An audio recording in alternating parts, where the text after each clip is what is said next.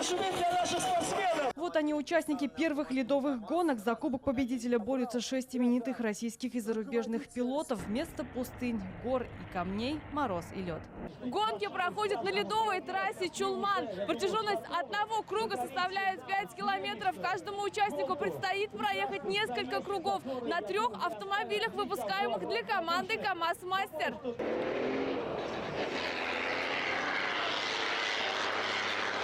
Сложные погодные условия добавляют драйва и экстрима гонщикам. Участник из Китая Хоу Хунин дебютировал на льду. 我也希望通过这一次的比赛和交流，然后提高自己。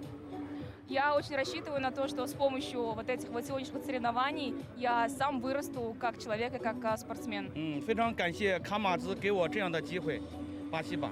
Очень благодарен КамАЗу за такую предоставленную возможность. Команду КамАЗ-Мастер представлял двукратный победитель ралли-Дакар Дмитрий Сотников. Пилот не раз покорял пустынные, песчаные и даже болотистые трассы. Гонки на льду для него тоже новый опыт. Это совсем отличается от того, что мы привыкли делать. Специфика другая. Здесь работа идет на время. Нужно искать быструю траекторию. Грузовик скользит, у каждого свой стиль. Ледовые соревнования посвящены 35-летию команды КамАЗ-Мастер и проходят именно на гоночных автомобилях КамАЗ.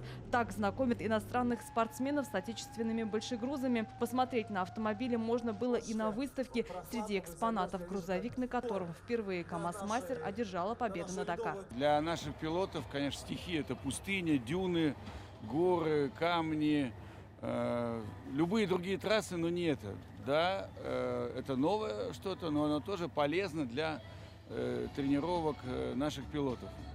Ну и, конечно же, для того, чтобы и познакомить зарубежных пилотов с гоночным автомобилем КамАЗ. Это предмет нашей гордости. В общей сложности каждый проехал 75 километров, и лучший результат показал Дмитрий Сотников. На втором месте Аркадий Цареградцев из Красноярска. Замыкает пьедестал победителей тоже российский пилот Владимир Васильев из Санкт-Петербурга.